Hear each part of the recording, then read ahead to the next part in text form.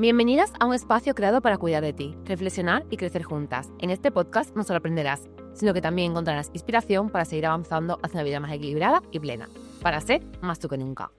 Hola a todos y todas y muchas gracias por darle al play un día más. Estamos aquí en Supermercado Más, que como sabéis es el patrocinador de este podcast. Y hoy vamos a entrevistar a Cristina Vega, psicóloga. ¿Qué tal, Cristina? ¿Cómo estás? Muy bien, muchas gracias, Fátima, por invitarme. Bueno, muchísimas gracias a ti por venir. Y me gustaría que quien no te conociera te presentara. ¿Quién es Cristina Vega? Pues Cristina Vega es psicóloga deportiva, trabajo sobre todo en el ámbito del fútbol. Ahora estoy también enfocándome mucho en temas de alto rendimiento, en cómo trabajar a través de esa área mental en entrenamiento cerebral con neurofeedback y muy enfocada en el mundo del fútbol. Anteriormente estuve trabajando en Rayo Majadahonda, Betis y actualmente también colaborando con la Federación Española del Fútbol Femenino y este camino llevo. Qué bien, la verdad que es muy interesante. De hecho, nosotros nos hemos conocido gracias al mundo del fútbol. Sí.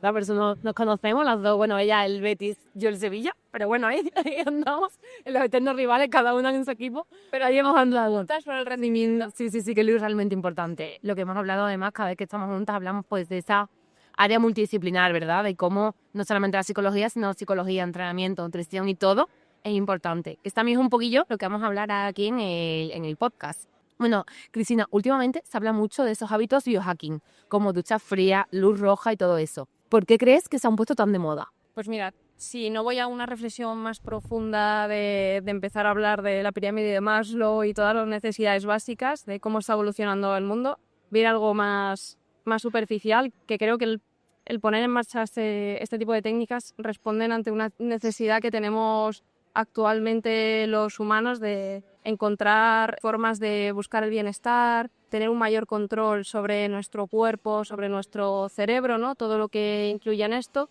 Y si voy también a la parte de alto rendimiento, ¿no? que en esto podemos conocer un poquito más, en alto rendimiento es también, ¿no? buscar esas claves o esas piezas que podemos tocar para elevar un poquito más pues, nuestro rendimiento y nuestra mejor versión en general. Entonces, creo que este tipo de cosas se pone más de moda y que también la gente le pone mucho más foco porque nos están respondiendo ante una necesidad que actualmente todos tenemos, también porque la sociedad nos está arrastrando, ¿no? hacia cosas que no podemos controlar, más de temas de pues, redes sociales, de que hay muchas formas de enfocarlo positivamente, pero que también hay otras partes que no logramos equilibrar para que no nos lleven hacia otro camino. Entonces creo que responde a una necesidad actual que tenemos todos. ¿Y crees que eso nos está ayudando o nos está confundiendo todavía más? Creo que sí, o sea, que tenemos que plantearlo de dos maneras. Nos confunde si hay una base que no estamos trabajando. Es decir, antes que poner en marcha todas estas técnicas innovadoras y nuevas, tenemos que ir a una base un poco más sólida, que sería poner en marcha otro tipo de rutinas, otro tipo de hábitos, ¿no? Si te hablo más desde la parte mental y de valores, de la disciplina, creo que tenemos que primero generar unas bases, una rutina. Si yo no descanso bien, si no me alimento bien, ¿qué te voy a decir a ti? Si no cuido el movimiento y el ejercicio, es muy difícil que toda esta serie de técnicas que las pongamos en marcha funcionen y tengan el foco que necesitan tener. Entonces creo que si lo enfocamos bien y si pongo un ejemplo de alto rendimiento, en el alto rendimiento hay que ir tocando distintas piezas y poniendo en marcha distintas piezas que me ayuden a generar un puntito diferencial, y ahí sí se nota mucho. Creo que poner en marcha esto sí te puede ayudar y buscar también lo que te puede ayudar más y menos, pero una persona que no se cuida rutina como mover el cuerpo, ya no tienes que hacer maratones, ya no tienes que ir al gimnasio 5 días a la semana, pero mover el cuerpo, dar pasos, poder descansar correctamente o las horas necesarias y alimentarte de manera equilibrada, que ya no hablamos de restricciones o no poderte comer una hamburguesa, sino tener un equilibrio en la alimentación. Si no partimos de eso, nos va a dar igual poner en marcha este tipo de técnicas. Incluso hemos compartido en otras ocasiones, ¿no? La suplementación. Sí, mucho. Ahora que has dicho la suplementación, yo es que hablo mucho que si no comemos adecuadamente, por mucho que nos suplementemos, no vamos a notar ese beneficio real que notaríamos si estamos comiendo. O sea, es como lo que te ha dicho la pirámide, ¿no? Empezar la base, una buena alimentación y a partir de ahí ir sumando, pero no empezar por la suplementación. Y en esto considero que pasa un poco igual, que nos centramos tanto, no, en luz roja, en ducha fría, y nos estamos olvidando de la base, que es lo que tú dices, si no tenemos un buen descanso, si no lo hacemos todo bien, esa punta del iceberg, esa punta de la pirámide, no tenemos que empezar por ahí. Claro. Y también considero que, también es lo que te quiero preguntar, que muchas veces las redes sociales quizás están haciendo mucho daño en eso, ¿no? Porque te venden que esa es la perfección y que lo tienes que hacer todo perfecto. Así que tienes que hacerle además todo. Y nos estamos olvidando porque el mensaje es fácil de decir, oye, come sano, descansa y entrega. Es el fácil, no cala. Cala más no, haz eso. Sí, porque también las personas tendemos más a ver cómo lo digo para que no suene tan feo, pero tendemos más a victimizarnos que a responsabilizarnos. Entonces es más fácil empezar a poner en marcha, porque tampoco yo creo que si no tienes disciplina en ciertas cosas y hábitos y rutinas en ciertas cosas, aunque se ponga de moda la luz roja y tú te compres una luz roja para tu casa, lo harás un tiempo y lo volverás a dejar de hacer. Entonces son modas que son pasajeras. Entonces está bien que por redes sociales se cuente y se hable de todos los beneficios que tenemos poniendo en marcha todo esto, porque muchos vienen de estudios científicos demostrados, o sea, está bien. ¿Qué ocurre? Que si no logramos implementar otro tipo de hábitos y que permanezca, que seamos constantes, al final vamos a perder todo. Entonces, desde lo que estaba explicando de la responsabilidad o el victimismo, pues en el victimismo siempre voy a decir, claro, no es mi problema, es el problema de por las circunstancias que tengo, es el problema de que ahora se habla mucho de que la alimentación, que es real, los productos que compramos no tienen todos los nutrientes que deberían de tener, ahora te meten muchas cosas artificiales. Bueno, es real, pero también tienes otras opciones para no comer mal todos los días, ¿no? Entonces, no ir siempre a la parte de víctima, sino responsabilízate de crear una rutina que te ayude y que te ayude a ti, porque luego cada uno tiene sus circunstancias, cada uno tiene su forma de vida o sus necesidades y prioridades, y creo que todo esto también hay que ir manteniéndolo y cuidándolo en función a la vida de cada una de las personas. Pero creo que hay que responsabilizarse mucho de virarse a uno mismo y de ese autoconocimiento para poder poner en marcha lo que realmente nos lleva a tener una mejor salud. Y justamente, ¿por qué cuesta tanto centrarnos en lo básico? Pues, ¿por qué nos cuesta centrarnos en lo básico? Porque es más costoso en cuanto a la disciplina. No todo el mundo ha puesto en marcha esta serie de comportamientos desde pequeñitos, ¿no? Y luego también porque hay una parte importante que no la voy a dejar atrás, que es la parte mental, la parte adicional. No puedes dejarla atrás. No la puedo dejar atrás. De hecho, es muy importante. Es muy importante y también influye en cómo nos comportamos. Es decir, el cómo tú estás emocionalmente, cómo hablamos mucho de los niveles de estrés, cómo influye en el organismo, ¿no? Con el cortisol. Esto está a la orden del día, pero también pues, uno se siente más triste, uno se siente más alegre, nos dejamos llevar por esa fluctuación de emociones y de sentimientos que nos lleva a tener una mayor o menor motivación y que nos lleva a poner en marcha una serie de comportamientos o no. Entonces yo siempre a mis jugadores y jugadoras les explico cómo funcionamos, ¿no? Están las emociones, cómo nos sentimos, están los pensamientos, cómo pensamos, ¿no? Que la emoción y pensamiento pues influyen ambos, y luego está la conducta, cómo actuamos. ¿Qué hacemos con lo que sentimos? ¿Qué hacemos con lo que pensamos? Y eso nos llevará a un resultado, cómo nos comportamos, ¿no? Que también influye al revés. Entonces, hay una parte importante del área mental que también hace que nos pongamos dificultades en el camino para llegar a conseguir estos objetivos de salud. ¿Y cómo podemos ir rompiendo estas propias barreras que todos estamos creando nosotros mismos? ¿Cómo podríamos empezar a romperlas? Para mí, lo principal es el autoconocimiento individual y la autocrítica positiva, ¿no? Desde el constructivismo, desde construir. Yo tengo a veces una dificultad, un problema, y otras veces tengo un objetivo. Lo podemos pintar de las dos maneras. A mí no me gusta hablar de problema, me gusta hablar de dificultad. Entonces, si hay alguna dificultad en la salud, porque estábamos bien y ahora ya no estamos bien, pues tendremos que generar un plan de acción para intentar estar bien. Pero hay otras personas que se guían más por el objetivo que tienen. O sea, tengo un objetivo y te hablo a nivel deportivo. Tengo este objetivo. Pues voy a encontrarme barreras porque tengo que cambiar esa forma de comportarme y de actuar. Vamos a trabajar en eso, vamos a trabajar en conocerme a mí, cómo me influyen las emociones, cuando yo me siento de una manera o de otra, cómo actúo, cómo interpreto yo las cosas que me van pasando, hasta qué punto yo soy responsable, hasta qué punto yo soy víctima y qué cosas puedo controlar ya y qué cosas no puedo controlar yo, ¿no? Entonces sería a partir de ese autoconocimiento, autocrítica, crear planes de acción personalizados para cada uno, porque eso sí que creo que es fundamental. La vida que tú tienes no es la misma vida que yo tengo, entonces a lo mejor tú haces deporte 5 días a la semana porque tú has priorizado eso y está bien, pero mi circunstancia no me permite priorizar eso. Pero que no me permita priorizar eso no significa que a lo mejor yo, si puedo ir al supermercado andando, no coja y tome la decisión de ir al supermercado andando. Entonces, el camino que estoy haciendo ya me estoy moviendo. Bueno, pues no puedo ir 5 días al gimnasio, pero sí puedo cambiar ese comportamiento y tomar otra decisión. Pero para mí, la base para llegar a eso, a romper esa barrera, es la autorreflexión y autoconocimiento. Y decir, vale, me responsabilizo de la toma de decisiones que hago en mi día a día. Sí. Me ha gustado mucho lo que has dicho de que es verdad que tenemos que ponernos objetivos personalizados. Y creo que, en cierto modo, las redes sociales tienen mucha culpa de esto, porque al final te mandan mensajes para todo el mundo y quizás ese mensaje no es adecuado para ti, ¿no? ¿Cómo podemos hacer cuando vemos un mensaje en redes y no quedarnos con ese mensaje y pensar que es para nosotros, sino analizarlo y comprender que igual tenemos que empezar por un escalón menor, porque igual es una exigencia demasiado alta para que nosotros lo necesitamos? No sé si me estoy explicando bien. Sí.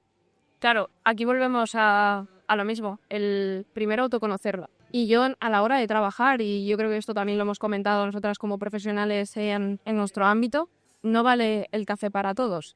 Es verdad que en redes sociales tú tienes que mostrar la información que tú sabes, la de transmitir, la que hay de una responsabilidad con lo que se publica, pero también tú tienes que tener una responsabilidad como persona que está viendo toda esa información y decir, vale, ¿yo en qué punto estoy? Lo que más nos cuesta a todos los seres humanos es la autorreflexión en analizarnos y conocernos. Voy a hacer esa reflexión de a nivel alimentación, ¿dónde estoy? A nivel físico, movimiento, ¿dónde estoy? A nivel descanso, ¿dónde estoy? ¿En qué punto estoy en cada uno de ellos? Y a partir de ahí, ¿qué me puedo exigir?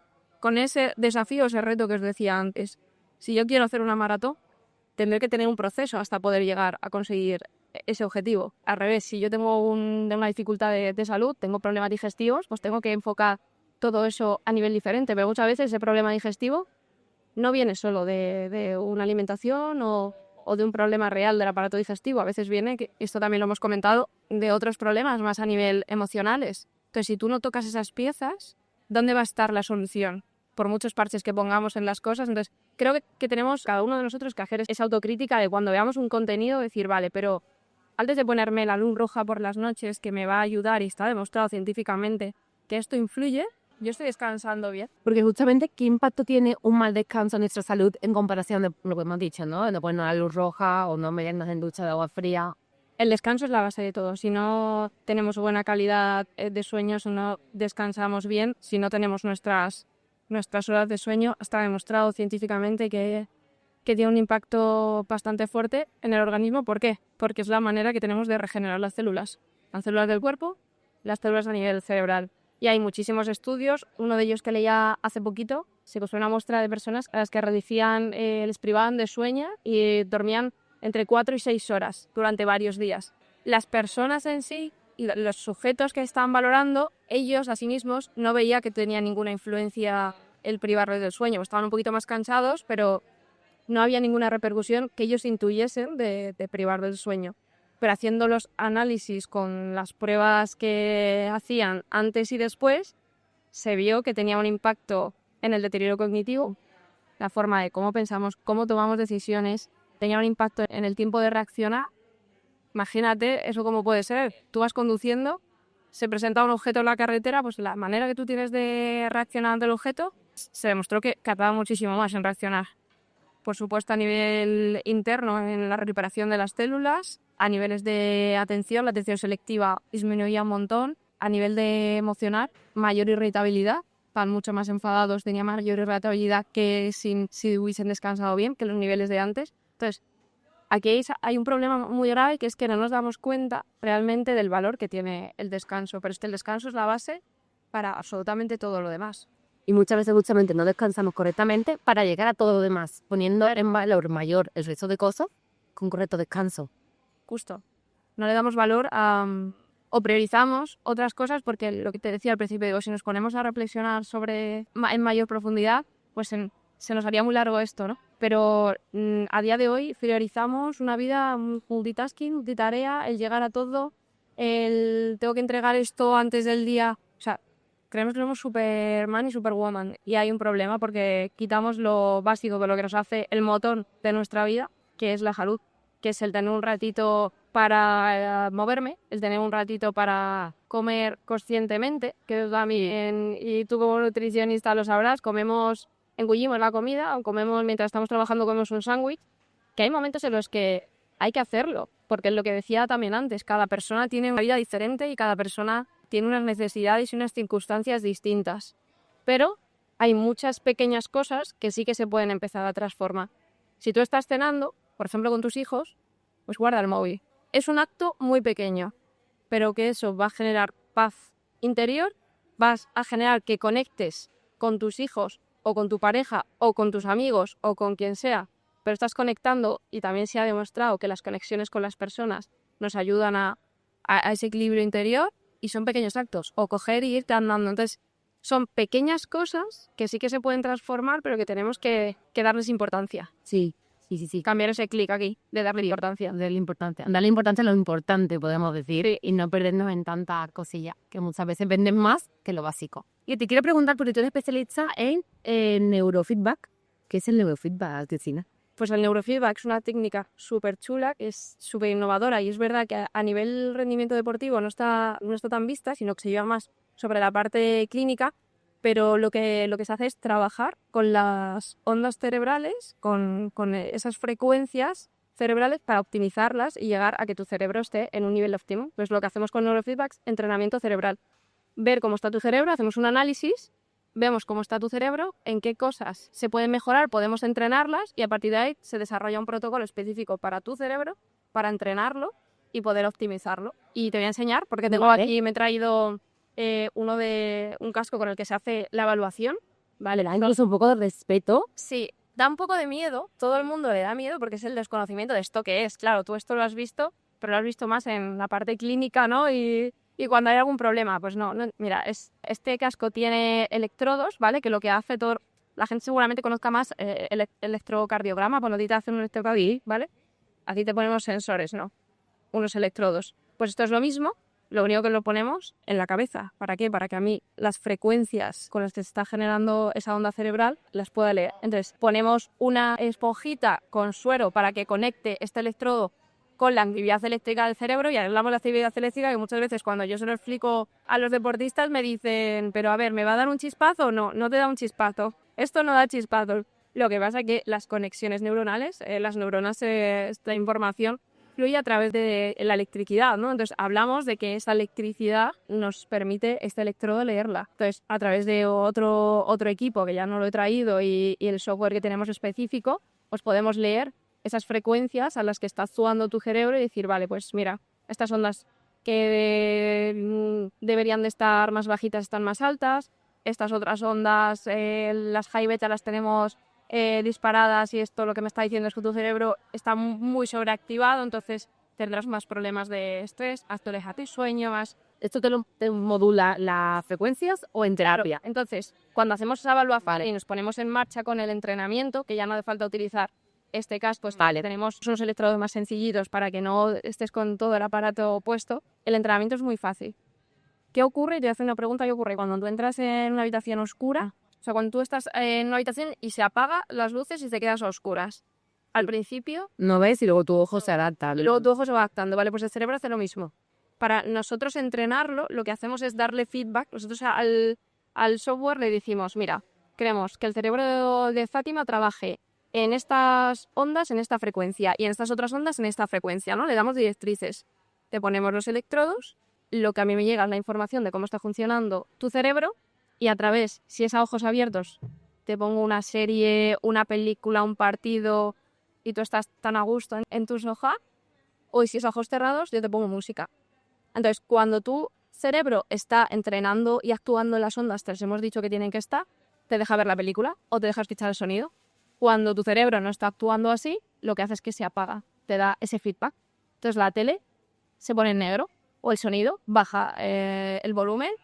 Entonces tu cerebro dice, ostras, ¿pero por qué no lo puedo ver? Y trabaja solo para poder verlo. Eso es súper interesante, parece que es magia, pero con lo de los ojos ya te he explicado el cómo somos capaces internamente de regularnos. Entonces exactamente igual lo hace. ¿Qué ocurre? Que es igual que el músculo. Tú cuanto más te entrenas, más capacidad tienes de desarrollar el músculo o la resistencia. Si tú dejas de correr, ¿no? Pues esto es lo mismo. Necesitamos generar una serie de sesiones para entrenarlo y cuando ya está entrenado, pues esas conexiones ya las hemos activado. Pues si estamos trabajando la concentración, las tenemos más activadas y necesitamos una serie de sesiones para generar el entrenamiento. No puedo hacer una sesión y ya está. Pero me parece algo muy interesante porque nunca había escuchado. Antes de que tú me lo comentaras, ¿es algo que aquí en España se mueve pocos o...? menos que Fuera, ¿no? fuera, sí.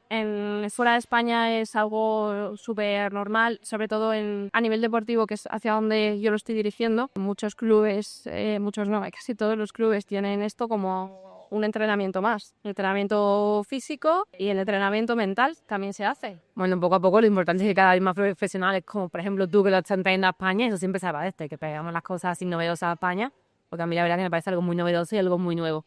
Y eso, dentro de la pirámide que mencionábamos antes, ¿qué lo pondrías? ¿En la base?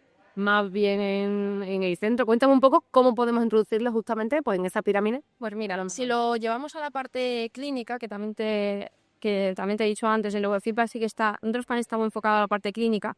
Creo que ahí estaría en la base porque pues, personas que tienen dolor crónico, por ejemplo, personas que tienen autismo, TDAH, depresión, junto con la terapia, porque eso siempre se trabaja junto con la terapia, creo que puede estar en la base. En el alto rendimiento sí que lo llevaría más a la cúspide, ¿no? O sea, esto es para generar una diferencia.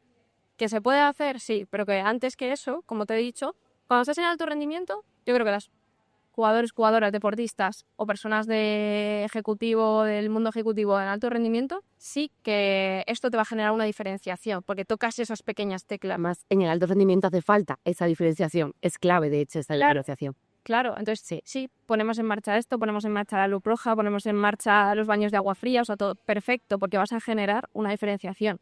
Y en esto, incluso yo pensaba, cada vez que veo una información de Llorente, jugador del Atlético de Madrid, que no tiene ningún miedo de mostrar ciertos hábitos que él tiene y cómo pone en marcha todas estas cosas, quizás más diferentes y novedosas, claro, bastante lo que no ve es que él está en ese alto rendimiento. Él es una persona que ha llegado al alto rendimiento y que tiene que mover ciertas piezas para seguir ahí y para llegar a esa diferenciación. Claro, pero si voy yo, una persona que no está en el alto rendimiento o un jugador que está en el proceso, que eso también creo que es importante, un jugador que está en el proceso, claro, yo le veo, quiero ser él, pero es que él antes que eso ha trabajado otras muchas cosas. Sí. Entonces, antes que eso, yo a mis jugadores y a mis jugadoras lo que les digo, oye, lo que tenemos que trabajar primero es la base, la disciplina, los hábitos de alimentación, los hábitos de descanso. El que hoy, aunque no tenga ganas, hay que hacerlo. Otra serie de cosas. Y luego introducimos esto, que también se puede introducir e ir de la mano. Si vamos de la mano, perfecto, pero a mí no me sirve que yo te esté entrenando aquí con esto y que luego los hábitos que tengas no estén a esa altura. Entonces, generar diferenciación, pues no vamos a generar, que es el objetivo. Exacto, sí. Y ya para finalizar, Cristina, a mí siempre me gusta acabar con un reto que sintetice un poco todo lo que hemos estado hablando. ¿Qué reto pondrías? Pues yo a todos los oyentes que nos estén escuchando les diría que hagan un análisis interno. ¿Cuál es el desafío que se quieren poner? Y que hagan el análisis interno para ver qué cosas pueden cambiar por pequeñas que sean. Tipo, pues antes de irme a dormir que no estoy descansando bien, pues ceno y dejo el móvil en la mesa y hasta el día siguiente no lo cojo. Si estoy en una conversación con alguien tomándome una cerveza, soy consciente de la persona que tengo enfrente, igual, redes sociales fuera. Y si veo que estoy en una rutina de mucha intoxicación negativa, agradecer las cosas que tengo. O sea, pequeñas cositas que te puedan ayudar a estar mejor. Me encanta porque además justo ha sido lo que has dicho antes del reto, en este caso no genérico, sino lo que hablamos antes de personalizar, ¿no? El reto que a ti, concretamente, mejor te venga. Sí. La verdad, Cristina, que me ha encantado esta charla contigo y dejar claro que lo importante son las bases, pero que por supuesto todos estos hábitos tienen fundamento científico, tenemos que apoyarnos en ellos, pero no poner en la base de la pirámide que estamos hablando. Pero nos ayudan, por supuesto, para diferenciarnos y para ganar salud, siempre que la base sea adecuada. Lo dicho, Cristina, muchísimas gracias por venir. Pues siempre hacer.